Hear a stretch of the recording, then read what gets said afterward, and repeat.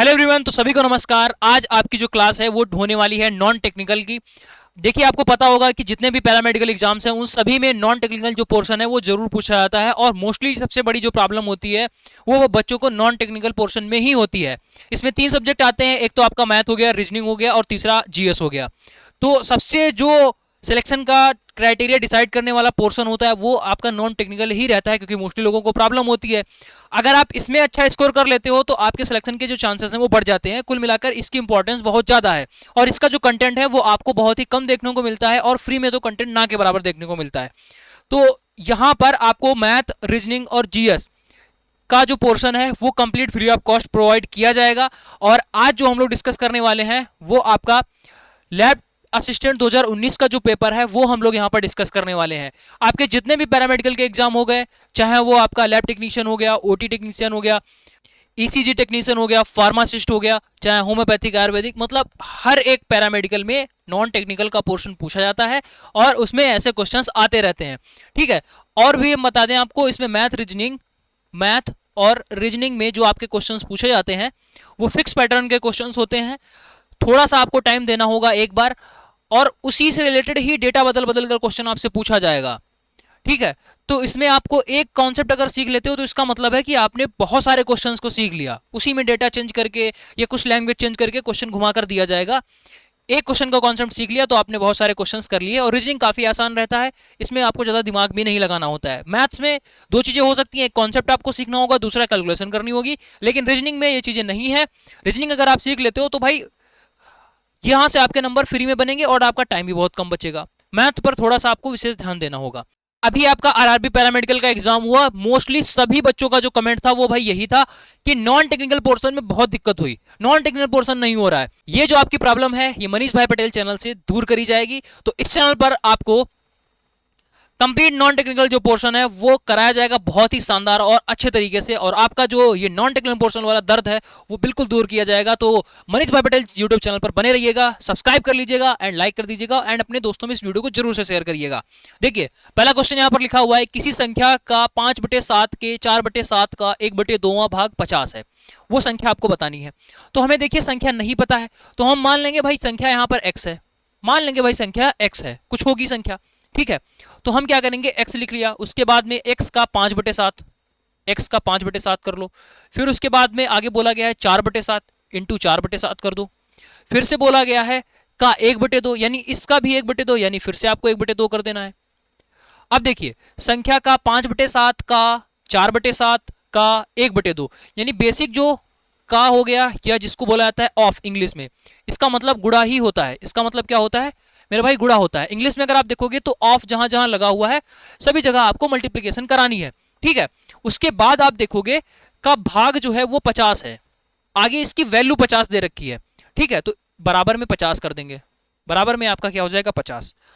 अब इसको सॉल्व करेंगे तो आपको जो x की वैल्यू है वो मिल जाएगी। देखिए, 5 से इसको कट करेंगे तो आपका कितना हो जाएगा, 10 हो गया।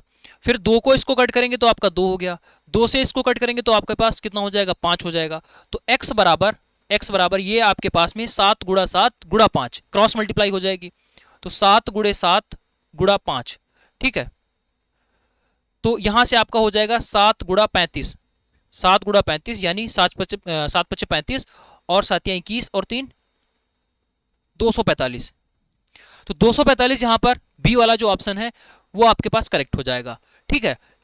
नेक्स्ट क्वेश्चन पर आइएगा। अगला क्वेश्चन दे रखा है, प्रथम 7 प्राकृतिक संख्याओं के घनों का जो औसत है वो आपको बताना है।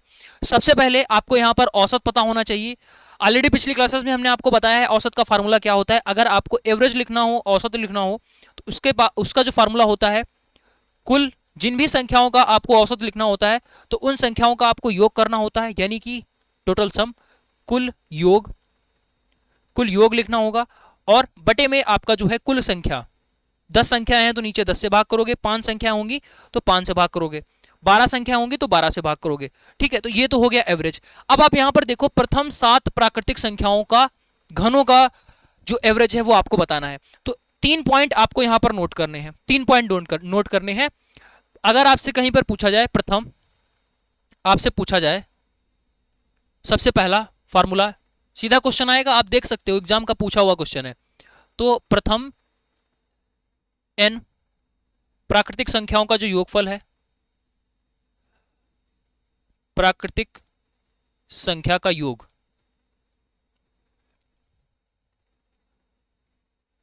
इसका जो योगफल होता है वो n ब्रैकेट n प्लस 1/2। आपसे बोला जाएगा कि पहली 10 प्राकृतिक संख्याओं का योगफल बताइए, तो n बराबर आप 10 पुट कर दोगे इस फार्मूले में, आपको योग मिल जाएगा। ठीक है, इसी तरीके से दूसरा फार्मूला आपके पास में आता है कि प्रथम n प्राकृतिक संख्याओं के, ठीक है, प्राकृतिक संख्या, इसको आप कंप्लीट लिख लेना, प्राकृतिक संख्याओं के वर्गों का योगफल। तो यहां पर प्रथम n प्राकृतिक संख्याओं के वर्गों का जो योगफल है वो आपके पास फार्मूला क्या है, n bracket n plus 1 bracket 2n plus 1/6। ठीक है, और जो तीसरा सबसे इंपॉर्टेंट फार्मूला है जो आप देख सकते हो पूछा भी गया है, यानी आपको तीनों ही याद करने हैं, तीनों इंपॉर्टेंट है। अगर आपसे पूछा जाए प्रथम n प्राकृतिक संख्याओं के, प्रथम n प्राकृतिक संख्या के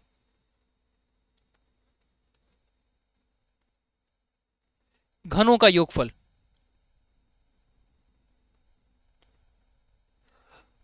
तो देखिए कुछ नहीं आपको करना, जो पहला वाला आपने फार्मूला सीखा है, जो पहला वाला फार्मूला आपने याद करा है, उसी फार्मूला को लिख देंगे और इसका कंप्लीट होल स्क्वायर कर देंगे।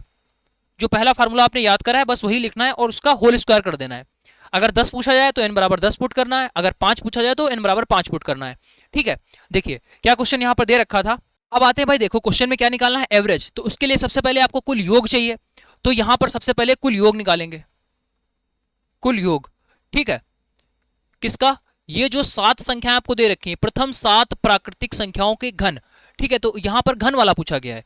ठीक है, यहां पर घन वाला पूछा गया है, यानी आपको चाहिए योग इन संख्याओं का, इन संख्याओं का योग चाहिए। फार्मूला हमने क्या बताया, n ब्रैकेट n प्लस 1/2 इसका होल स्क्वायर।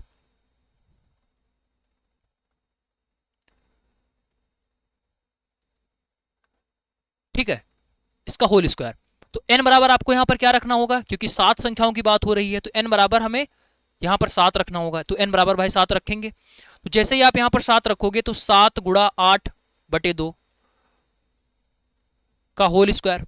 ठीक है, तो इसको कट करोगे तो क्या हो जाएगा, 7 गुणा 4, 7 गुणा 4 यानी कितना हो गया 28, 7 गुणा 4 कितना हो गया 28, 28 का स्क्वायर जिसको लिखोगे 28 गुणा 28।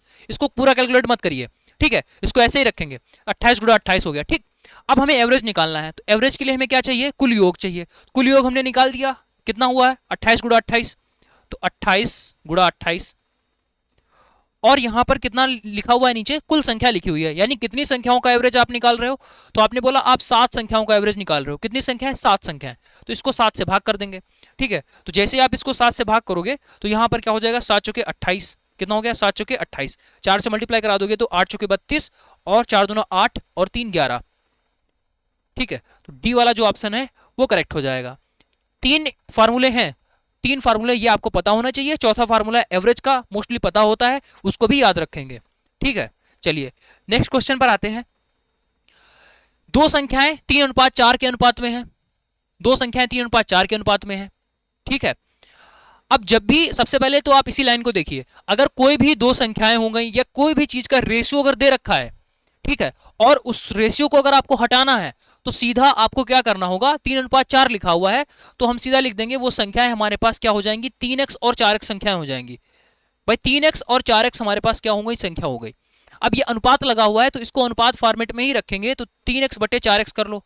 भाई अनुपात का मतलब क्या होता है, जैसे अगर 3:4 लिखा हुआ है तो इसका मतलब है 3/4 हुआ, यानी अगर 4:5 लिखा हुआ है तो इसका मतलब क्या होता है 4/5। 4/5 को आप इस फॉर्मेट में लिख सकते हो। ठीक है, तो वही चीज हमने यहां पर करी है कि 3:4 था, ऐसे आप समझ लो इसको कि 3:4 है, तो इसको आप कैसे लिखोगे, जैसे ही अनुपात हटाओगे तो आपके पास 3x और 4x हो जाएगा, यानी ये दो संख्याएं हैं, 3x एक संख्या है, दूसरी संख्या 4x है।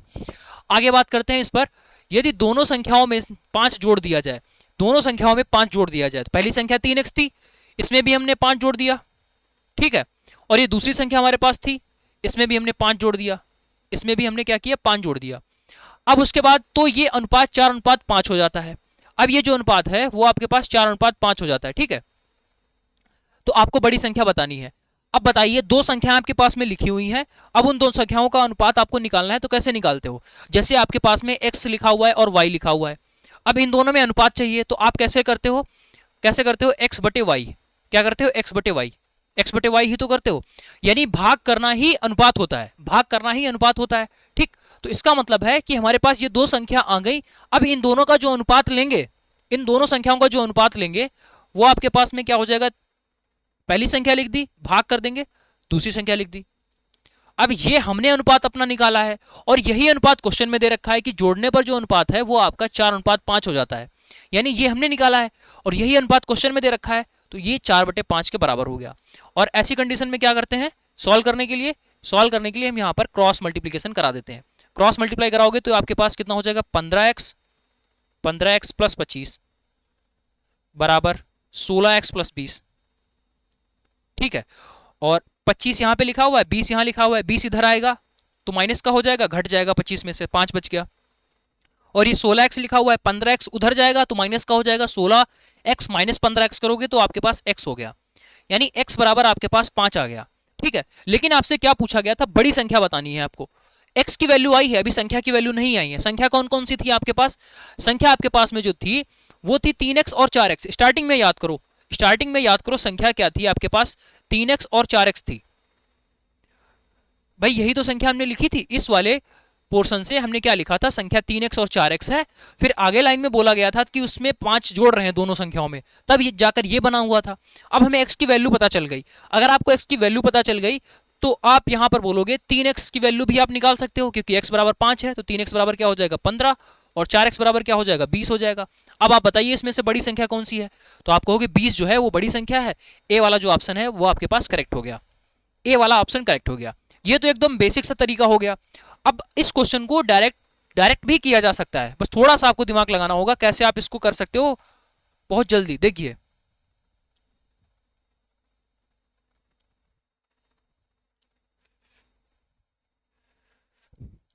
बिना x माने इस क्वेश्चन को बहुत ही आसानी से किया जा सकता है। सबसे पहले आपको क्या करना है? यहां पे क्या लिखा हुआ है? 3:4। क्या लिखा हुआ है? 3:4। तो एक संख्या है आपके पास 3:4 की है। ठीक है, ध्यान से समझना। अब इन संख्याओं में 5 जोड़ दिया जाता है, यानी पहली संख्या में भी 5 जोड़ रहे हो, यानी इस वाली संख्या, ये देखो पहली संख्या है और ये आपके पास में दूसरी संख्या है। ठीक, अब पहली संख्या में आपने क्या किया? 5 जोड़ दिया, तो इसमें भी आपने 5 जोड़ दिया और इस वाली में भी आपने 5 जोड़ दिया। ऐसा करते ही क्या हो जाता है भाई? अनुपात जो है वो 4:5 हो जाता है। ऐसा करते ही अनुपात क्या हो जाता है? 4:5 हो जाता है। यानी हमने अभी कुछ सॉल्व नहीं किया, सिर्फ जो क्वेश्चन लिखा था एज इट इज हमने क्वेश्चन को लिख दिया, एज इट इज हमने क्वेश्चन को लिख दिया। अब आपको समझना है, 3:4 था, इसमें भी 5 जोड़ना है, इसमें भी 5 जोड़ना है, अनुपात आपके पास 4:5 हो गया।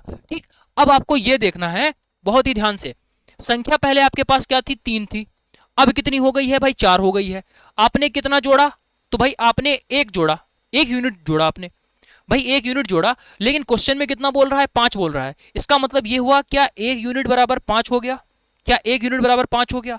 अगर 1 यूनिट बराबर 5 हो गया तो आपसे जो भी पूछे आप उसका आंसर निकाल सकते हो। 1 यूनिट बराबर अगर 5 हो गया तो भाई 3 यूनिट बराबर कितना हो जाएगा? 3 गुणे 5 यानी 15। 4 यूनिट बराबर कितना हो जाएगा? क्योंकि 1 यूनिट बराबर 5, तो 4 यूनिट बराबर कितना हो जाएगा? 5 गुणे 4 यानी कि 20। ठीक है, अब नई वाली संख्या भी आप निकाल सकते हो। अगर 1 यूनिट बराबर 5 तो 4 यूनिट बराबर कितना हो जाएगा? आप बोलोगे 20। अगर 5 यूनिट आपसे पूछे, 1 यूनिट बराबर 5 तो 5 यूनिट बराबर कितना? 25। यानी आप इतनी सारी चीजें निकाल सकते हो। हालांकि यहां पर क्वेश्चन इतना नहीं पूछा गया था, क्योंकि क्वेश्चन में जो पूछा गया सिर्फ उतना निकालेंगे, आगे बढ़ जाएंगे। लेकिन हमें यहां पर समझाना है तो हम सारी चीजें निकाल कर बता दिया कि भाई यहां से आपके पास जो निकलेगा इससे आप सारी की सारी संख्या निकाल सकते हो। जो संख्याएं आपकी 3:4 के अनुपात में थी वो ऊपर थी। ठीक है, यही थी। अब आप सीधा देख सकते हो 3 बड़ा है कि 4 बड़ा है, तो आप कहोगे 4 बड़ा है, तो सिर्फ आप 4 वाले में वैल्यू पुट करते, सिर्फ आपको 4 वाले में वैल्यू पुट करते हो, आपको ये जो आंसर है वो डायरेक्टली मिल जाता, आपको सब कुछ नहीं निकालना पड़ता। लेकिन हमने आपको निकाल कर बता दिया। वो क्वेश्चन पर डिपेंड करेगा। अगर कल को पूछ दे कि आपको छोटी वाली संख्या बतानी है तो ये 3 है, छोटी संख्या 15 हो गई। ठीक है, कल को पूछ दे कि नई वाली संख्या बताओ जोड़ने के बाद, तो भाई जोड़ने के बाद में ये बन रहा है ना, तो जोड़ने के बाद वाली संख्या कौन सी बनेगी? एक 20 बनेगी, एक 25 बनेगी। ठीक है, तो ये सारे क्वेश्चंस बनेंगे, सब कुछ इसी तरीके से हो जाएगा। अच्छा, एक और चीज आप यहां पर देखो, इधर से भी अगर आप चेक करोगे तो देखो 4 में आपने क्या जोड़ा, आपने 1 जोड़ा। क्वेश्चन में कितना बोल रहा है, 5 बोल रहा है, यानी 1 यूनिट की वैल्यू 5। चाहे आप इधर से देख लो चाहे इधर से देख लो, सेम ही रहता है।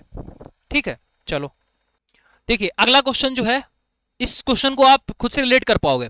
जैसे ही आप मॉल में जाते हो, ठीक है, उसमें क्या लिखा होता है, वो सपोज वो दे देते हैं भाई 50% प्लस 20% छूट, ऐसा करके लिखा होता है। और आपने चीज को देखा, आपको लगा कि भाई ये 50% डिस्काउंट और 20% डिस्काउंट, तो ये आपका 70% डिस्काउंट मिल रहा है, चलो खरीद लेते हैं। ठीक है, अगर आपने ऐसा सोचा कि 70% डिस्काउंट है तो ये गलत है।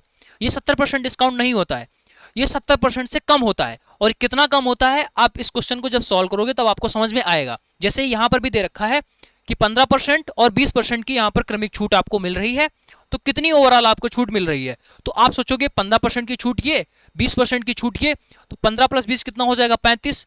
और जैसे ही आपने ए ऑप्शन टिक किया, ऊपर भी आपको दिख रहा है, ठीक है, यहीं पर आपका नंबर निगेटिव हो गया और ये हो गया गलत। ऐसा होता ही नहीं है, ये स्ट्रेटेजी होती है चीजों को, जो आप सेलिंग की, मार्केटिंग की ये जो स्ट्रेटेजी है, ठीक है, ताकि आपको लगे काफी सारा डिस्काउंट मिल रहा है, बट एक्चुअल में ऐसा नहीं होता है, डिस्काउंट कुछ कम होता है। जैसे सबसे पहले इसी को समझ लेते हैं। कहीं पर आप गए, मॉल में आप गए, आपने एक कपड़ा देखा, ठीक है, एक शर्ट देखी, एक आपने शर्ट देखी, ठीक। अब इस शर्ट में क्या लिखा हुआ था, 50% का डिस्काउंट और 20% का डिस्काउंट, ठीक। ये जो शर्ट थी आपकी, ये कितने की थी, 2000 रुपए की। 2000 रुपए की, रुपए की बात तो हम लोग बाद में कर लेंगे, परसेंटेज से खुद ही आप समझ जाओगे कितना डिस्काउंट मिल रहा है। ठीक, यहां पर 2000 का जब आप 50% निकालोगे, सबसे पहले आप ये देखिए आपको कितना, आपको क्या लग रहा है कि इतना डिस्काउंट मिलेगा। तो 2000 की चीज थी, 2000 रुपए की चीज थी, आपको लगा कि 70% का ये डिस्काउंट है, तो आपने भाई 70% डिस्काउंट लगाया, ठीक है, यानी कि आपको जो है ये 1400 रुपए का डिस्काउंट मिल गया, 1400 रुपए का डिस्काउंट मिल गया। अब 2000 की चीज है, उस पर 1400 रुपए का आपको डिस्काउंट मिल गया, तो इसका मतलब है कि ये जो चीज है वो आपको 2000 माइनस 1400 बराबर 600 रुपए में मिलनी चाहिए। ये जो शर्ट है आपको 600 रुपए में मिलनी चाहिए, ऐसा आप सोच रहे हो, लेकिन एक्चुअल में क्या होता है वो चीज आप समझिए। एक्चुअल में यहां पर ऐसा नहीं होता है। देखिए 2000 रुपए था, पहले आपको 50% छूट मिलेगी, तो 2000 का 50% निकालिए, 2000 का 50% निकालोगे तो ये आपके पास में क्या हो जाएगा, 1000 रुपया, ठीक है, 1000 रुपया हो गया, ठीक। अब आपको 20% की छूट दी जाएगी, तो भाई 20% की छूट 1000 रुपए पर, 1000 रुपए पर 20% की छूट, तो यहां से आपके पास में क्या हो गया, 200, 200 रुपए, ठीक है, यहां पर 200 रुपए, यानी 1000 रुपए आपको यहां से छूट मिल गया, 200 रुपए यहां से छूट मिल गई, तो टोटल जो छूट है, टोटल आपको छूट, टोटल छूट 1200 रुपए की मिली है, टोटल छूट 1200 रुपए की मिली है। लेकिन आपको दिखाया ऐसे जाता है कि आपको लगेगा कि ये 1400 रुपए की छूट है, लेकिन 1400 रुपए की नहीं छूट होती है, ऐसे चीजें वर्क करती हैं। यहां पर जो छूट है वो आपको सिर्फ 1200 रुपए की मिलेगी, और ये जो शर्ट है वो आपको कितने की पड़ेगी, अगर 2000 रुपए की शर्ट खरीद रहे हो उस पर 1200 रुपए की छूट मिल जाएगी, तो ये जो शर्ट है वो आपको कितने की पड़ेगी, तो यहां पर जो शर्ट है उसका प्राइस 2000 माइनस 1200, यानी एक्चुअल में वो जो शर्ट है वो आपको 800 रुपए की पड़ने वाली है, ठीक है, ये जो शर्ट है वो आपको 800 रुपए की पड़ेगी, ठीक है, 800 की पड़ेगी। लेकिन कैलकुलेशन से लगता है कि भाई ये 600 की पड़नी चाहिए, ये ऐसा नहीं होता है यहां पर, ठीक है, ये गलत है, ऐसा नहीं होता है, यहां पर 800 रुपए की चीज पड़ेगी, ठीक है। अगर बाई चांस ये मान लो कोई आप बड़ी चीज खरीद रहे हो, सपोज मान लेते हैं 20,000 रुपए की कोई चीज है, उस पर भी अगर आपको ऐसा कुछ देखने को मिलता है, तो वहां पर अच्छा खासा डिफरेंस आपको देखने को मिलेगा। अब देखिए यहां पर ऐसा क्यों होता है, क्योंकि यहां पर जो है वो सक्सेसिव डिस्काउंट की बात होती है, यानी कि पहले वो 50% का डिस्काउंट देंगे, पहले वो क्या करेंगे 50% का डिस्काउंट देंगे, यानी 1000 रुपए का आपको डिस्काउंट मिला, 1000 रुपए का डिस्काउंट मिलते ही जो 2000 की चीज थी वो 1000 रुपए की आ गई, ठीक है, ये आपको डिस्काउंट मिला है। लेकिन अब जो शर्ट की कीमत है वो कितनी बच गई, 2000 माइनस 1000, यानी 1000 रुपया शर्ट की कीमत आ गई, शर्ट की नई कीमत, शर्ट की जो नई कीमत है वो 1000 रुपए आ गई, लेकिन आगे 20% का डिस्काउंट और था, अब 1000 रुपए पर फिर से 20% का डिस्काउंट लगेगा, तो इस वजह से आपको यहां पर टोटल जो छूट है वो 1000 प्लस 1200 यानी 1200 रुपए की छूट मिलती है। लेकिन पहले क्या था कि आपने एक ही बार में टोटल 70% का डिस्काउंट लगा दिया, इस वजह से आपको लग रहा होगा कि ज्यादा छूट मिलेगी, लेकिन यहां पर ज्यादा छूट नहीं मिलती है। इस तरीके से चीजें होती हैं। अब इतना सब कुछ आपको ना याद करना पड़े तो सीधा एक फार्मूला याद कर लो, सीधा अगर आप एक फार्मूला याद कर लेते हो तो काफी चीजें आसान हो जाएंगी। ये सारी कैलकुलेशन जो भी है इससे आप बच जाओगे, डायरेक्टली आपका आंसर निकल कर आ जाएगा।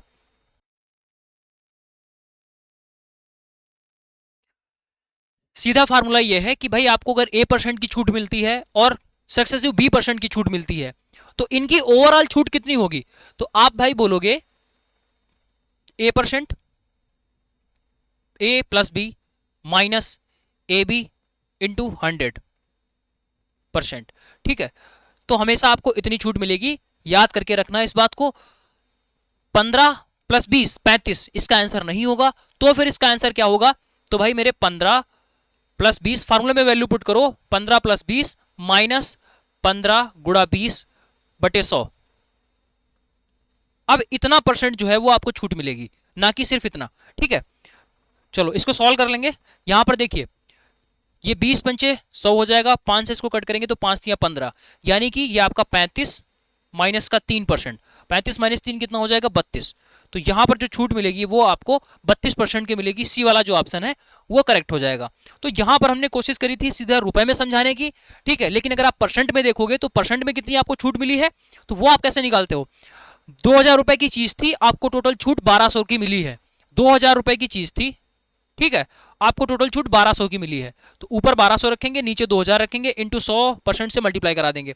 यहां पर 2 जीरो से 2 जीरो खत्म, ठीक है, और यहां पर आपका 20 पंचे 100, यानी ये 60% की छूट मिली है। यानी इतना सब कुछ करने के बाद में तब जाकर आपको ये 60% मिलेगा। ठीक है, तब जाकर 60% मिलेगा। लेकिन जो हम आपको फार्मूला बता रहे हैं उस फार्मूले से डायरेक्टली आप 60% निकाल सकते हो। ठीक है, डायरेक्टली आप इसमें से 60% निकाल पाओगे। कैसे, क्या हमने आपको फार्मूला बताया, हमने फार्मूला आपको बताया कि 50% + 20% का इक्विवेलेंट कितने परसेंट होगा। तो उसके लिए क्या करेंगे, देखो इतने में ही आंसर आ जाएगा, 50 + 20 माइनस 50 × 20/100। ठीक है, तो 50 + 20 कितना हो गया 70, माइनस 2 जीरो से 2 जीरो कैंसिल होगा, यहां पर 10 है, 70 माइनस 10 करोगे कितना हो जाएगा 60। तो 60% आएगा। इतने में ही क्वेश्चन आपका खत्म। ठीक है, बाकी अगर आपको ऐसे डिटेल में बेसिक में करना है तो आप इसको ऐसे बेसिक में करोगे, पूरा निकालोगे, उसके बाद में परसेंटेज में कन्वर्ट करोगे, तब आपको ये आंसर मिलेगा। ठीक है, चलो नेक्स्ट क्वेश्चन पर आते हैं। अगला क्वेश्चन दे रखा है, एक पिता की वर्तमान जो आयु है उसकी 2 बेटियों की आयु के योग के 3 गुने के बराबर है। ठीक है, तो सबसे पहले यहां पर लिखेंगे पिता की जो वर्तमान आयु है वो उसकी 2 बेटियों के योग के 3 गुने के बराबर है। तो पिता की जो वर्तमान आयु है उसको मान लेते हैं कि ये x के बराबर है। ठीक है, पिता की जो वर्तमान आयु है सपोज मान लेते हैं कि x के बराबर है। अब उसकी जो 2 बेटियों की आयु का योग है, 2 बेटियों की आयु का योग, ये पूरा, इस पूरे को हम मान लेते हैं, चलो इसको मान लेते हैं y। ठीक है, क्या मान लेते हैं y की 3 गुनी है। ठीक है, 3 गुनी है।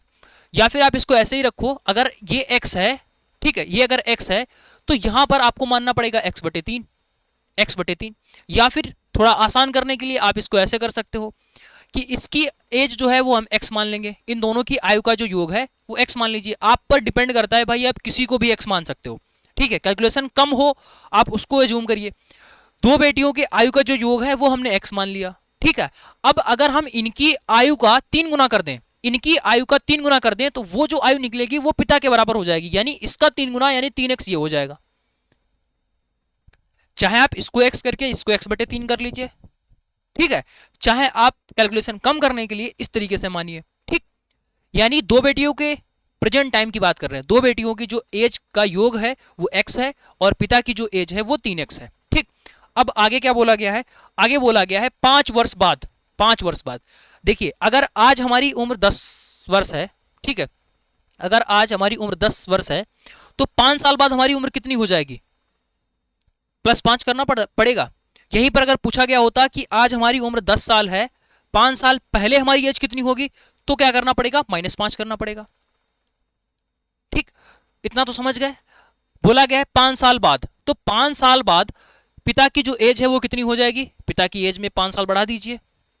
तो भाई इसकी भी एज में 5 साल बढ़ेगा, भाई इसकी भी एज में 5 साल बढ़ेगा। लेकिन गलत, इसकी एज में 5 साल नहीं बढ़ेगा, क्योंकि यहां पर 2 लोग हैं, यहां पर 2 लोगों की एज यहां पर लिखी हुई है, जुड़ी हुई। अब 2 लोगों की एज है तो दोनों लोगों की 5-5 साल बढ़ेगी। तो इसका मतलब है कि x + 5 + 5 ये आपका हो जाएगा। अगर यहां पर सिर्फ एक ही पर्सन होता, एक ही पर्सन होता तो हम x + 5 लिखते, लेकिन भाई मेरे यहां पर 2 लोग हैं, 2 लोगों की कंबाइन यहां पर जुड़ी हुई आयु लिखी हुई है। तो 5 साल बाद हमारी भी एज 5 बढ़ेगी और बगल वाला है उसकी भी 5 साल बढ़ जाएगी।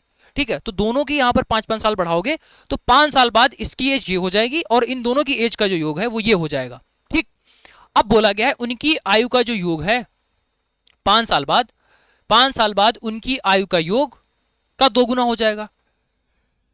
तो अब जो है वो क्या हुआ है, ये जो एज है पिता की, कॉमन सी बात है पिता की जो एज है वो ज्यादा होगी। ठीक है, तो ज्यादा में हमें आप डबल नहीं करना होता है, जब भी इक्वेशन बनाते हैं तो जो चीज छोटी होती है उसको डबल ट्रिपल करना होता है। तो पिता की एज ऑलरेडी ज्यादा है तो इसको डबल नहीं करेंगे, जो चीज छोटी है उसको हम लोग डबल करेंगे या ट्रिपल करेंगे, जैसा भी क्वेश्चन में दे रखा होगा। बराबर यहां पर ये कर देंगे, तो 3x प्लस 5, 3x प्लस 5 बराबर यहां पर x plus 10, 2 bracket x plus 10।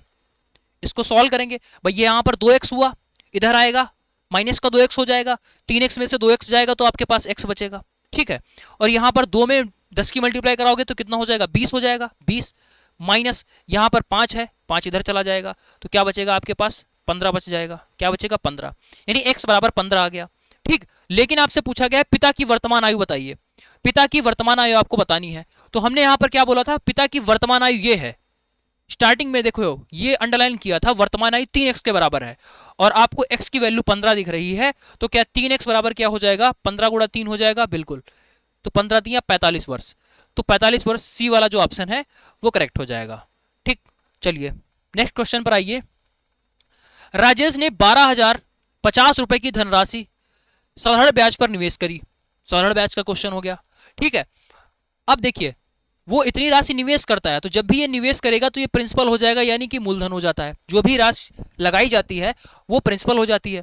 ठीक है, अब 2 वर्ष के अंत में उसे 13,496 रुपए प्राप्त होते हैं।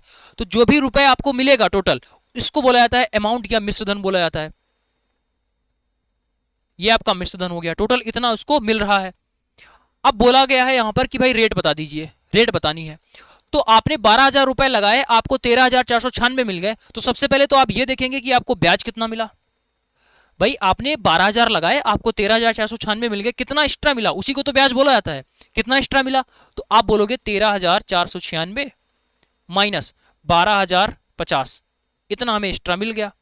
ठीक है, 6 4 4 1, 1446 रुपया जो है वो हमें ब्याज मिल गया, 1446 ब्याज मिल गया। अब आपको रेट निकालना है, तो एक ही फार्मूला याद रखेंगे जो आपके पास में क्या होता है, ब्याज बराबर, ठीक है क्या होता है, ब्याज बराबर PRT अपॉन 100 बराबर ये आपके पास में इंटरेस्ट। तो मूलधन गुणा दर गुणा समय बटे 100 बराबर इंटरेस्ट। ठीक, तो ब्याज हमारे पास कितना आ गया है, ब्याज कितना आ गया है 1446 बराबर मूलधन कितना था, मूलधन हमारे पास था 12,050। ठीक है, दर हमें निकालनी है, यही तो पूछा गया था, रेट कितनी है, दर कितनी है वो हमें निकालनी है। समय कितना दे रखा है, 2 साल, समय 2 साल दे रखा है, इंटू 2 कर देंगे और 0 बटे में 100। ठीक है, बटे में 100। अब इसको कट कर लेंगे तो यहां पर 0 से आपका एक 0 कैंसिल आउट हो गया, 2 से इसको कट करोगे, 2 से इसको कट करोगे तो आपके पास में कितना हो गया 7। ठीक है, 2 3। अब उसके बाद में इसको कट करेंगे किससे, 3 से, तो 3 से इसको कट करोगे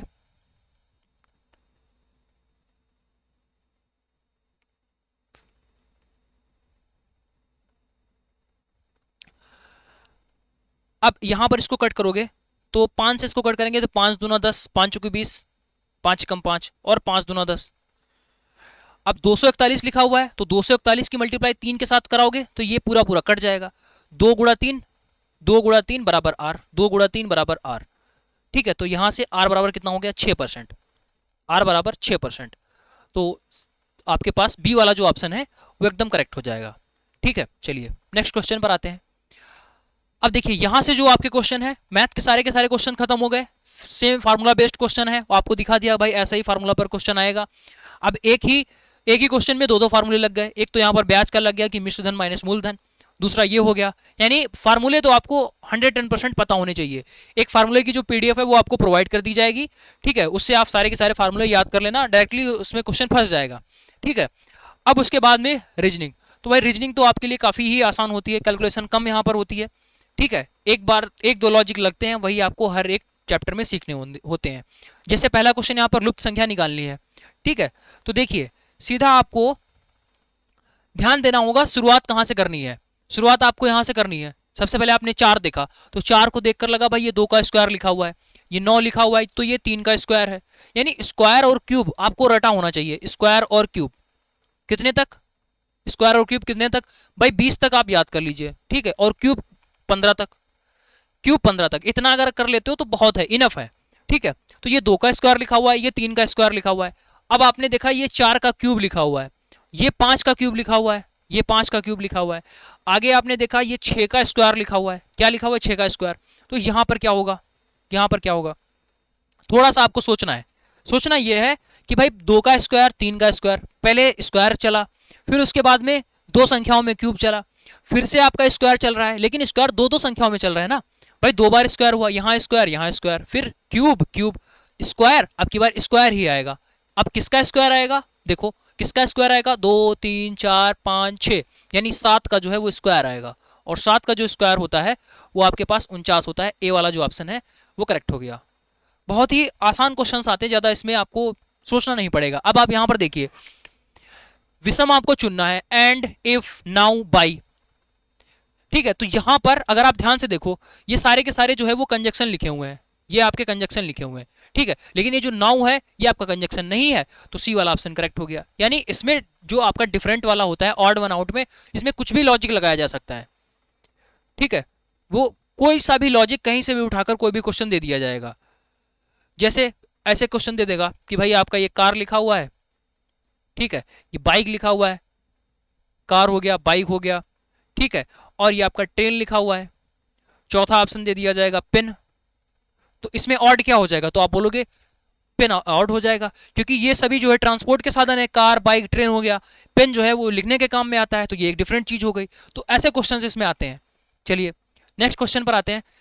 तो यहां पर क्या लिखा हुआ है, ओरिगेमी पेपर। तो ओरिगेमी जो है वो आपका पेपर को एक तरीके से सजाने की कला होती है, यानी पेपर को एक जापानी स्टाइल में सजाया जाता है, तो उसको क्या बोला जाता है, ओरिगेमी बोला जाता है। तो इसी तरीके से इकेबाना क्या होता है, तो इकेबाना जो है वो फ्लावर को सजाया जाता है, ठीक है, फ्लावर की जो है स्टाइलिंग करी जाती है। तो ए वाला ऑप्शन करेक्ट हो जाएगा। अगला क्वेश्चन देखिए, 10 फरवरी 1995 को शुक्रवार था, तो 10 फरवरी 1994 को कौन सा दिन होगा। तो देखिए सिर्फ एक पॉइंट आप याद रखेंगे, सिर्फ आपको एक पॉइंट याद रखना है कि जो भी आपके पास में ईयर दे रखा होगा, यानी साल का पहला दिन, साल का प्रथम डे, साल का प्रथम दिन जो है वो साल का आखिरी दिन भी होता है। अब ये क्या बात बोली गई, आप कैलकुलेटर में ये बात, उसमें कैलेंडर में आप ये बात चेक करोगे कि अगर कोई भी साल फ्राइडे को शुरुआत हो रहा है, ठीक है, अब चेक करना कि 2025 जो है वो किस साल शुरुआत हुआ है, या 2024 कब शुरुआत हुआ था। यानी 1 जनवरी 2024 को कौन सा दिन था। और आप देखिए कि 1 जनवरी 2024 को आपको देखना है, और इसी साल यानी 31 दिसंबर 2024 को कौन सा दिन था। आप देखना कि 1 जनवरी 2025 को कौन सा दिन है और 31 दिसंबर 2025 को कौन सा दिन है, दोनों दिन सेम होंगे। यानी किसी भी साल का पहला जो दिन होता है अगर वो फ्राइडे है तो लास्ट दिन भी फ्राइडे होगा, अगर वो सैटरडे है तो ये भी सैटरडे होगा, ठीक है। तो ये बात, इस बात को अगर हम लॉजिक के हिसाब से देखें, यानी कि क्या बोले कि भाई एक जनवरी, अगर 1 जनवरी 2025 को वेडनेसडे है, ठीक है, तो 1 जनवरी 2025 को वेडनेसडे है, तो डेफिनेटली जो आपका 31 दिसंबर है, 2025, 31 दिसंबर 2025 को भी वेडनेसडे होगा, श्योर एंड सर्टेन। तो आपसे क्वेश्चन क्या पूछेगा, क्वेश्चन आपसे ऐसे दिया जाएगा कि भाई 1 जनवरी 2025 को वेडनेसडे है, तो आप बताइए 31 दिसंबर 2025 को क्या होगा। तो आप जो भी क्वेश्चन में गिवन होगा उसका डायरेक्टली आंसर निकाल सकते हो, ठीक है। लेकिन अगर आप थोड़ा सा इसके आगे सोचो, थोड़ा सा सोचो कि अगर 31 दिसंबर 2025 को वेडनेसडे है तो इसका अगला दिन क्या होगा। इसका जो अगला दिन है वो आपका 1 जनवरी 2026 हो जाएगा। भाई इसके जस्ट अगला दिन नया साल चालू हो जाएगा, यानी 1 जनवरी 2026 हो जाएगा। तो इस तारीख को कौन सा दिन पड़ेगा? तो भाई वेडनेसडे के बाद में कौन सा आता है? तो आप बोलोगे थर्सडे आता है। वेडनेसडे के बाद में क्या आता है? थर्सडे आता है। तो अब आप ये चीज सोचिए कि भाई अगर 1 जनवरी 2025 को वेडनेसडे है तो 1 जनवरी 2026 को कौन सा दिन होगा? थर्सडे होगा। 2025 को अगर वेडनेसडे है तो 1 जनवरी 2026 को क्या हो जाएगा? थर्सडे हो जाएगा। फिर से समझो, अगर हम यहां पर बोल दें कि 20 जनवरी 2010 को सपोज मान लेते हैं, एग्जैक्ट हमें नहीं पता है कि क्या होगा, ठीक है। तो 20 जनवरी 2010 को सपोज, ठीक है, तो यहां पर जरूरी नहीं है, हम आपको कॉन्सेप्ट समझाने की कोशिश कर रहे हैं। तो 20 जनवरी 2010 को सपोज मान लेते हैं कि भाई फ्राइडे होगा, ठीक है, फ्राइडे, लेकिन क्वेश्चन में एग्जैक्ट डेटा दिया होता है। तो आपसे पूछेगा कि भाई बताइए 20 जनवरी 2011 को कौन सा दिन होगा? 20 जनवरी 2011 को कौन सा दिन होगा? तो हम अभी आपको क्या बताकर आए हैं? हम आपको बताकर आए हैं कि अगर सेम डेट में आपको चाहिए, सेम डेट, लेकिन साल अगर बदल जाए, सेम डेट चाहिए, साल अगर आपका बदल जा रहा है, कितना बढ़ गया? 1 बढ़ गया, तो आपको भी क्या करना होगा? वेडनेसडे में 1 जोड़ देना होगा। यानी अगर आपको सेम ही डेट चाहिए लेकिन साल बदल जाए, ये गिवन होगा, 1 पूछा जाएगा, तो आपको 1 जोड़ देना है। वैसे ही काम आपको यहां पर करना है। देखिए सेम डेट है, डेट सेम है, लेकिन 1 साल बढ़ गया है, 1 साल क्या हुआ है? बढ़ गया। तो जैसे ही 1 साल बढ़ेगा तो आपको भी इसमें 1 बढ़ा देना है, जो भी गिवन होगा यहाँ पर, ठीक है, जो भी गिवन होगा उसमें आप 1 बढ़ा देंगे। फ्राइडे के बाद में क्या हो जाएगा? आपका सैटरडे आ जाएगा। सैटरडे इसका आंसर हो गया, ठीक है। ऐसे एक और क्वेश्चन देखिए, अगर 4 जनवरी, ठीक है, कुछ भी पूछा जा सकता है, सपोज मान लेते हैं कि 14 जून दे रखा है, 14 जून 2001 को मंडे है, डेटा अपनी मर्जी से ले रहे हैं, तो आपको बताना है कि 14 जून 2002 को क्या होगा, ठीक। तो आपको सिर्फ क्या चेक करना है? आपको मेरे भाई इतना चेक करना है कि डेट यहां पर सेम है, 14 जून है। अब सन देखिए 2001 था, अब 2002 हो गया है, यानी जो सन है वो 1 बढ़ गया है, ठीक है। तो आपको भी यहां पर क्या करना है? 1 बढ़ा देना है। मंडे जो है वो आपका क्या हो जाएगा? ट्यूसडे। क्या हो जाएगा? ट्यूसडे। तो ट्यूसडे इसका राइट आंसर हो गया। अब इस चीज को वो उल्टा करके पूछ सकता है, उल्टा करके भी पूछा जा सकता है। जैसे जैसे 24 मार्च 1994 को आपका थर्सडे है, ठीक, और आपसे पूछ दे 24 मार्च 1993 को क्या होगा? अब ये चीज उल्टा पूछ दी उसने। अब अगर उल्टा पूछ देगा, देखो डेट सेम है, अब उसके बाद में क्या हुआ है? यहां पर 1 साल कम हो गया है। क्या हुआ है? 1 साल कम हो गया। तो अगर आपके पास 1 साल कम हो जाएगा तो इसमें भी आपको 1 साल कम कर देना है। क्या कर देना है? 1 साल कम कर देना है। तो थर्सडे से पहले क्या आ जाएगा? वेडनेसडे। थर्सडे से पहले क्या आ जाएगा? वेडनेसडे, ठीक है। तो वेडनेसडे इसका राइट आंसर हो जाएगा। साल 1 बढ़ रहा होता तो हम उसमें 1 जोड़ देते, ठीक। चलो अब आते हैं इस क्वेश्चन पर। अब ये क्वेश्चन तो आप लोग आसानी से कर लोगे, कोई दिक्कत वाली बात नहीं है। 10 फरवरी का गिवन है कि ये शुक्रवार था, ठीक है, 10 फरवरी का गिवन है और 10 ही फरवरी का आपसे पूछा गया है। अब देखिए 1995 का आपको गिवन है, 1994 का आपसे पूछा गया है, 1994 का आपसे पूछा गया है। तो यहां पर आपको क्या करना है? 1 माइनस हो रहा है ना, 1 माइनस हो रहा है, तो शुक्रवार में भी 1 माइनस कर देंगे। तो शुक्रवार में 1 माइनस करोगे तो आपके पास में क्या हो जाएगा? थर्सडे हो जाएगा। सी वाला जो ऑप्शन है वो करेक्ट हो गया। बस सीधा देखना है और इस तरीके से आंसर टिक करना है, लेकिन उससे पहले आपको कॉन्सेप्ट समझना पड़ेगा, तभी आप ऐसे क्वेश्चन कर पाओगे। चलो नेक्स्ट क्वेश्चन पर आते हैं।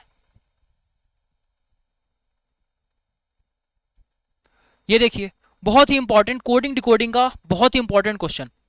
अब यहां पर देखिए क्या लिखा हुआ है? एक्सन। एक्सन को ZXGRLM करके रूप में कोड किया गया है, ठीक है। तो आप यहां पर कोडिंग किस तरीके से हुई है, ध्यान से अगर आप देखोगे तो कोडिंग कैसे हुई है?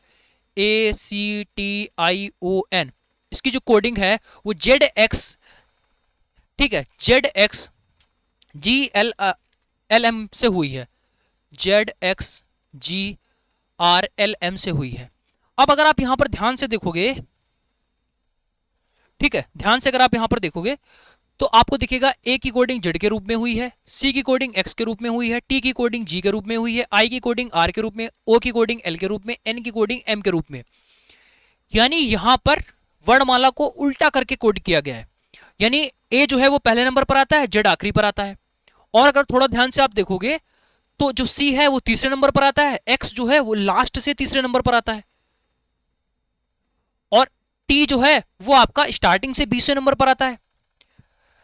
और ये जो जी है वो स्टार्टिंग से, ये जो आपका स्टार्टिंग से देखा जाए तो टी जो है वो 20 नंबर पर आता है, लेकिन अगर लास्ट से देखा जाए तो जो जी है वो 20 नंबर पर आता है, यानी रिवर्स अल्फाबेट। तो रिवर्स अल्फाबेट पर बहुत ही क्वेश्चन पूछे जाते हैं। रिवर्स अल्फाबेट पर इतने ज्यादा क्वेश्चन पूछे जाते हैं, आपको तरीका बताते हैं इनको कैसे आप याद रखोगे। ठीक है, देखिए रिवर्स अल्फाबेट का मतलब ये हो गया कि ए जो है वो किसके बराबर हो जाए, ए की कोडिंग जेड के साथ में कर दी जाए, ए की कोडिंग जेड के साथ में कर दी जाए, बी की कोडिंग जो है वो वाई के साथ में कर दी जाए, सी की जो कोडिंग है यानी स्टार्टिंग से तीसरा लास्ट से तीसरा, उसको इस तरीके से कोड किया है, इसको बोला जाता है रिवर्स अल्फाबेट कोडिंग। ठीक है, रिवर्स अल्फाबेट। तो सी की कोडिंग जो है वो एक्स के साथ में कर दी जाए। फिर आपका डी हो गया, डी की कोडिंग जो है वो डब्ल्यू के साथ में होती है। भाई डी का उल्टा डब्ल्यू, यानी हमें देखना होता है कि ए का उल्टा क्या है, तो ए का उल्टा जेड हो गया, बी का उल्टा क्या है, वाई हो गया, यानी स्टार्टिंग से दूसरे नंबर पर, वाई जो है वो लास्ट से दूसरे नंबर पर, सी जो है वो स्टार्टिंग से तीसरे नंबर पर, और जो एक्स है वो लास्ट से तीसरे नंबर पर। ऐसे डी स्टार्टिंग से चौथे नंबर पर, डब्ल्यू जो है वो लास्ट से चौथे नंबर पर। डी के बाद में आता है ई, ई जो है ई का उल्टा वी हो जाएगा। ई के बाद में आता है एफ, तो एफ का जो उल्टा है वो आपका यू हो जाएगा। E F G H I, ठीक है, आई के बाद जे, जे के एल एम, ठीक, इतने। अब इसको याद कैसे रखोगे, देखिए जी का उल्टा क्या होता है, सबसे पहले तो लिख लीजिए, जी का उल्टा टी हो गया, एच का उल्टा एस हो गया, आई का उल्टा, आई जो है इसका उल्टा हो जाएगा आर, जे का उल्टा क्यू, के का उल्टा पी, के का उल्टा पी, एल का उल्टा ओ, एम का उल्टा एन। ठीक है, उसके बाद अगर आप देखोगे तो ये दोनों तरीके से चीजें पूछी जाती हैं। ए का उल्टा जेड तो जेड का उल्टा ए, वाई कहीं पर लिखा होगा तो वाई का उल्टा बी, बी का उल्टा वाई, सी, सी का उल्टा एक्स, एक्स का उल्टा सी, डी, डी का उल्टा डब्ल्यू, डब्ल्यू का उल्टा डी, ई, ई का उल्टा वी, वी का उल्टा ई। ठीक है, ऐसे ये आपको रटा होना चाहिए। अगर कहीं से भी आपसे पूछ दे कि जी, तो आप तुरंत समझ जाना इसका उल्टा टी होगा, कहीं टी लिखा होगा तो आप सीधा समझ जाना इसका उल्टा जी होगा। आपसे एस एस लिखा हुआ दिख जाए तो आप तुरंत समझ जाना कि एस का उल्टा जो है वो एच हो जाएगा और एच का जो उल्टा है वो एस हो जाएगा। लेकिन मेन चीज है ये याद कैसे करोगे, ढेरों सारे क्वेश्चंस जब आप करोगे, प्रैक्टिस करोगे तो ये चीजें याद हो जाएंगी। लेकिन उसका भी एक बहुत बढ़िया ट्रिक आपको बताते हैं। ए जेड तो सभी को याद रहता है कि भाई ए का उल्टा जेड होता है, सभी को याद रहता है। अब बी को कैसे याद रखोगे, तो एक वर्ड याद रखना बॉय, बॉय से आप याद रख सकते हो बी का उल्टा वाई। अब सी और एक्स लिखा हुआ है तो आप इसको ऐसे याद कर सकते हो कि भाई ये आपका 6 हो गया। ठीक है, कैसे याद रखोगे, 6, 6 कैसे याद रखोगे, 6, यानी सी का उल्टा एक्स। ठीक है, डी, डी से आप एक वर्ड याद रखो ड्यू, क्या याद रखोगे वर्ड, आपको पता होगा डी, डी का उल्टा डब्ल्यू। ठीक, ई से आपको याद रखना है इवनिंग, ई से आपको याद रखना है इवनिंग, तो ई और वी, ई और वी उल्टा होते हैं। फोर, फोर से आपको याद रखना है एफ ओ यू आर। ठीक है, एफ ओ यू आर, यानी एफ का उल्टा जो है वो आपके पास यू हो जाएगा। अब जीटी, जीटी आपको पता होगा जीटी रोड, जीटी क्या होती है, रोड होती है, तो जी का उल्टा टी हो जाएगा। ऐसे ही आपको याद रखना है हाई स्कूल, क्या याद रखना है, हाई स्कूल, यानी एच का उल्टा एस और एस का उल्टा एच। ठीक, आई, आई से आपको याद रखना है इंडियन रेलवे, इंडियन रेलवे। 2-3 बार इसको पढ़ोगे तो चीजें याद हो जाएंगी, इतना कोई कठिन चीज नहीं है। उसके बाद अगर आप देखो जंगल, जैसे आपके पास में क्या हो जाएगा, जंगल, जे से जो है वो आपका जंगल, और क्यू से जो है वो क्यून, जंगल क्वीन। ठीक, के से Kanpur, KP, KP. L O से जो है वो लव, ठीक है, एल ओ से लव, तो एल का उल्टा ओ का उल्टा एल, और एम ए एन, ठीक है, क्या हो जाएगा, मैन, एम का उल्टा एन, एम ए एन। बस इतने ही होते हैं। 26 लेटर होते हैं तो कितने पेयर बनेंगे भाई, 13 पेयर बनेंगे, सारे के सारे हमने लिख दिए, सभी की जो ट्रिक है वो हमने लिख दी। अब आप यहां पर ध्यान से इस क्वेश्चन को देखिए, इस क्वेश्चन को देखोगे तो ए का उल्टा जेड हो गया। ठीक, अब तुरंत आपको कोडिंग समझ में आ जाएगी, इसकी कोडिंग तुरंत समझ में आ जाएगी कि कैसे कोड किया गया है। ए का उल्टा जेड हो गया, सी का उल्टा एक्स, 6 याद करवाया था हमने, जीटी रोड याद करवाया, इंडियन रेलवे याद करवाया, L O love, M N man, यानी कि इसकी जो कोडिंग है वो रिवर्स फॉर्मेट में की गई है। अब हमें कोडिंग पता चल गई, अब जो पूछा गया है उसको भी हम लिख सकते हैं, बुकिंग का आपको बताना है। तो भाई बी का उल्टा क्या होता है, बी का उल्टा जो हमने बताया था बॉय से याद रखेंगे, बी का उल्टा वाई, ओ से हम याद रखेंगे लव, एल ओ वी, ठीक है, तो ओ से फिर से आपका एल हो जाएगा, के से हमने बताया कानपुर यानी केपी, आई से इंडियन रेलवे यानी इसका उल्टा आर हो जाएगा, एन से आपका क्या हो जाएगा एम, तो एम का उल्टा एन का उल्टा एम, ठीक। उसके बाद जी से हमने आपको याद करवाया जीटी रोड, तो आपके पास टी हो गया, कोडिंग इस तरीके से हो गई। Y L L P R M T, Y L L P R M T, C वाला जो ऑप्शन है वो करेक्ट हो जाएगा, ठीक। चलिए अब ये जो कॉन्सेप्ट आपको बता दिया, इस पर बहुत सारे क्वेश्चंस बन जाएंगे, बहुत सारे क्वेश्चंस बनेंगे, अब इसको बहुत अच्छी तरीके से कर भी पाओगे। चलिए नेक्स्ट क्वेश्चन देखिए, ये तो बहुत ही आसान क्वेश्चन दे रखा था, इसमें कौन सा सुमेलित नहीं है, तो आप यहां पर देखोगे, यहां पर क्या देखना था, सीधा इसको फोकस करिए, P T M N X T P O A, P T M N X T P O A, यानी सेम चीज लिखी हुई है। यहां पर देखते हैं 5 6 7 8, 5 6 7 8, 5 6 7 8, 7 6 6 8, 7 6 6 8 एक साथ, तो ये भी सेम लिखा हुआ है। यहां पर देखिए सी ए 68, सी ए 68, 2x p1, 2x p1, 2x, यहां पर p1 लिखा हुआ है, यहां पर 2x 91 लिखा हुआ है।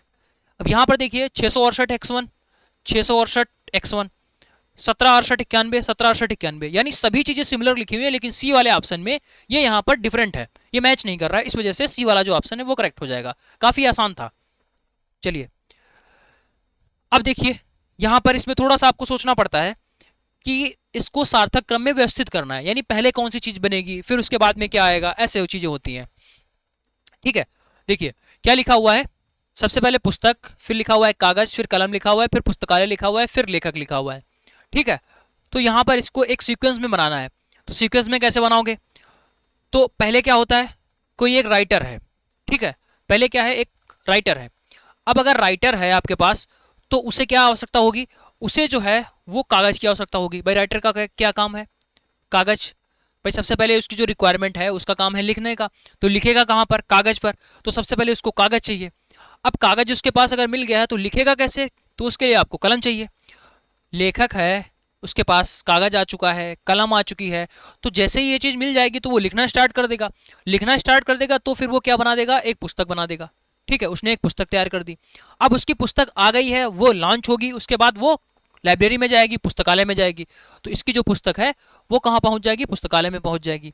यानी सबसे पहले लेखक आया, वी हो गया, ठीक है, फिर उसके बाद में उसको कागज चाहिए, सेकंड, फिर उसके बाद में उसको कलम चाहिए, थर्ड, फिर उसके बाद में उसको वो पुस्तक तैयार कर देगा यानी कि फर्स्ट, और फिर उसके बाद में एट लास्ट ये जो है पुस्तकालय पहुंच जाएगा, फोर्थ, ठीक है। तो कौन सा ऑप्शन आपको यहां पर दिखेगा, पहला वाला जो ऑप्शन है वो आपका यहां पर करेक्ट हो जाएगा, ठीक है। चलिए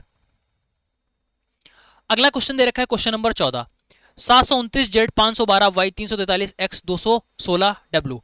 स्टार्टिंग में ही हमने आपको क्या बताया था कि आपको क्यूब्स और स्क्वायर याद कर लेने हैं अच्छी तरीके से। तो जैसे ही आप नंबर देखोगे कि ये जो नंबर लिखा हुआ है ये 9 का क्यूब है, तो आपको तुरंत समझ में आ जाएगा एक क्यूब लिखा हुआ है, ये 8 का क्यूब है, ये आपका 7 का क्यूब है, और यहां पर जो लिखा हुआ है वो 6 का क्यूब है। अब ये 7 का क्यूब, उसके बाद में ये 6 का क्यूब, ये 6 का क्यूब है, तो आगे जो है वो आएगा, काहे का क्यूब आएगा, 5 का क्यूब आएगा, जो कि किसके बराबर होता है, 125, ठीक है, 125 आएगा।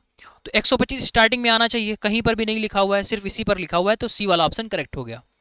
आगे आपको निकालना ही नहीं पड़ेगा, आगे आपको निकालना ही नहीं। वैसे भी अगर देखना चाहो तो जेड के बाद उल्टा अगर चलोगे तो आपके पास वाई हो गया, वाई से एक गियर पीछे डालोगे तो एक्स, उससे भी बैक चलो डब्ल्यू से भी आप पीछे चलो तो आपके पास वी हो जाएगा, ठीक है। चलिए नेक्स्ट क्वेश्चन पर आते हैं। अगला क्वेश्चन दे रखा है, यदि ए जो है वो एक्स का भाई है, बी जो है वो एक्स का भाई है, तो सबसे पहले आप इसको इस तरीके से देखिए, ए जो है वो एक्स का भाई है, एक्स कोई पर्सन है, ठीक है, इसके दो भाई हैं, भाई ए जो है वो एक्स का भाई है, बी भी जो है वो भी एक्स का भाई है, यानी एक्स एक पर्सन है। अब एक्स के बारे में मैं नहीं पता कि वो मेल है फीमेल है, यहां पर लिखा तो है नहीं, ये फीमेल भी हो सकता है मेल भी हो सकता है, लेकिन एक्स का भाई, भाई ये है भाई, ये है ब्रदर, तो ए जो है वो डेफिनेटली क्या होगा, भाई होगा यानी मेल होगा ए। ठीक है, अब मेल है तो इसको इस तरीके से ट्रायंगल में रखेंगे, फीमेल होता तो उसको सर्कल में लिखते। ठीक है, रिप्रेजेंटेशन का एक तरीका होता है ताकि चीजें समझ में आए। ऐसे ही हमने देखा कि एक्स जो है वो आपका एक्स का भाई दूसरा भी है जो कि बी है, तो भाई ये भी ए इसका ब्रदर है, इसको भी इस तरीके से रखेंगे। अब आगे देखिए ए जो है, अब आगे ए के बारे में क्या बोला गया है, और ए वाई का भाई है, और ये जो ए है ये किसका भाई है, वाई का भाई है। ठीक है, वाई का भी भाई है। अब वाई के बारे में हमें पता है क्या, भाई वाई के बारे में हमें पता है क्या कि वाई क्या है। देखो यहां पर बोला गया ए जो है वो वाई का भाई है, तो वाई का भाई, तो वाई यहां पर लड़का भी हो सकता है और लड़की भी हो सकती है।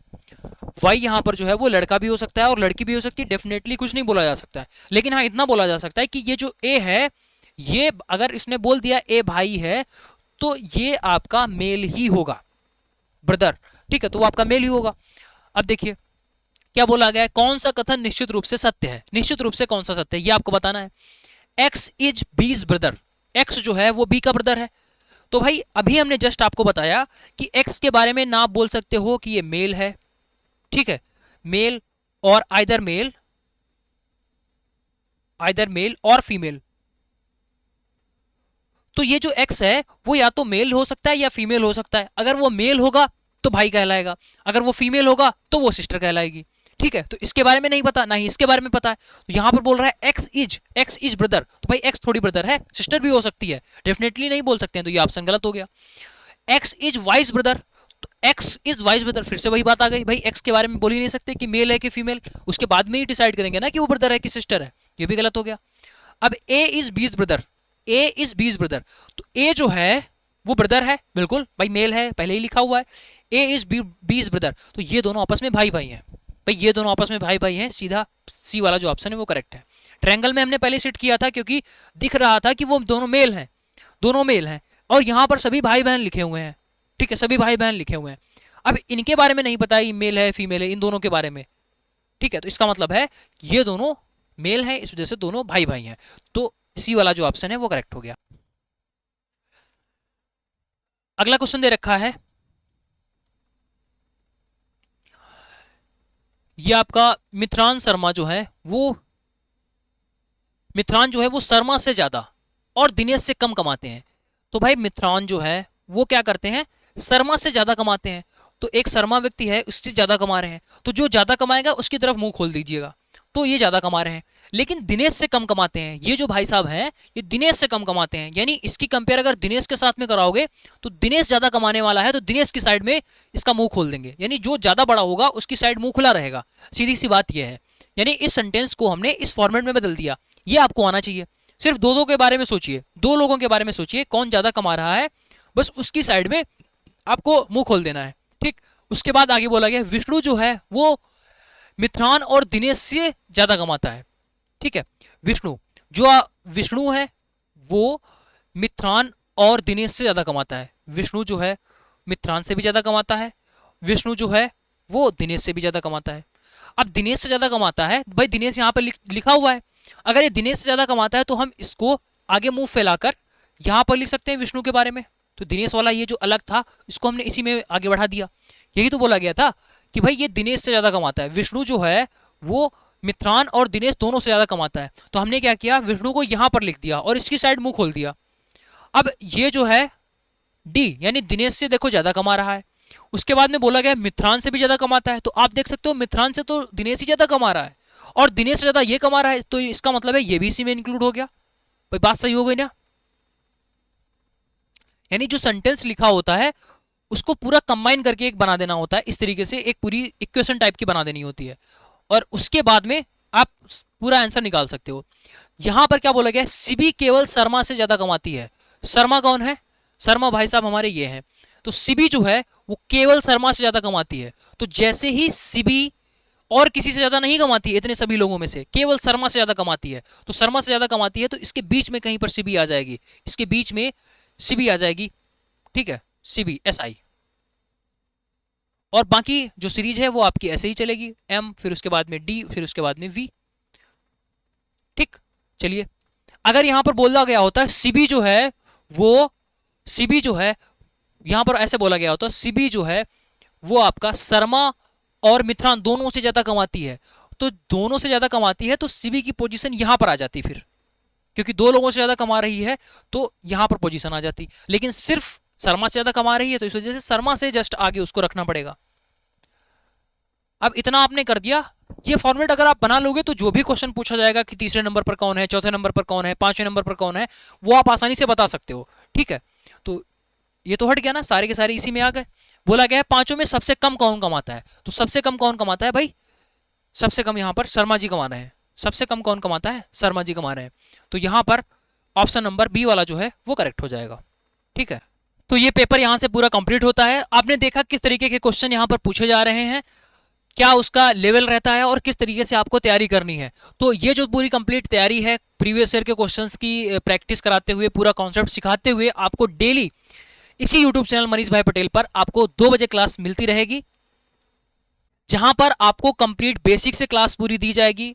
प्रीवियस ईयर क्वेश्चन आप देख ही रहे हो, कैसे क्वेश्चन पूछे जा रहे हैं, उसके लिए क्या क्या रिक्वायरमेंट कॉन्सेप्ट है, सिर्फ उतना ही बताया जाएगा जो आपके एग्जाम के पॉइंट ऑफ व्यू से इंपॉर्टेंट रहेगा। ज्यादा एक्स्ट्रा चीजें नहीं बताई जाएंगी। सीधा जहां पर आपसे बोला जाएगा कि इसको याद कर लीजिए, रट लीजिए, वहां पर इसको आप इसको रट लेंगे, याद कर लेंगे। डेफिनेटली भाई एग्जाम में बिल्कुल वैसे ही फंसेगा। ठीक है, जितना हमने याद करने को बताया उतना सब आप याद कर लीजिए। ये जो क्लास पीडीएफ है वो भी आपको प्रोवाइड कर दी जाएगी टेलीग्राम पर। इसके अलावा प्रैक्टिस करने के लिए जो क्वेश्चंस हैं वो भी आपको दे दिए जाएंगे। इतना अगर कुछ कर लेते हो, जो भी यहाँ पर कराया जा रहा है और जो भी कंटेंट दिया जाएगा, तो डेफिनेटली आपका नॉन टेक्निकल जो पोर्शन है वो बहुत ज्यादा स्ट्रांग हो जाएगा। आपको एग्जाम में बिल्कुल भी प्रॉब्लम नहीं आएगी। आप जरूर याद करोगे कि भाई हाँ, ये सब चीजें हमें पढ़ाई गई थी, मजा आ गया पेपर देख के।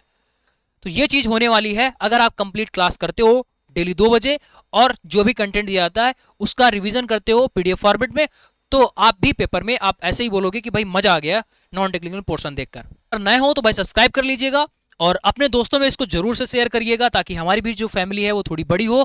और मिलते हैं नेक्स्ट वीडियो में, नेक्स्ट क्लास में। तब तक के लिए जय हिंद।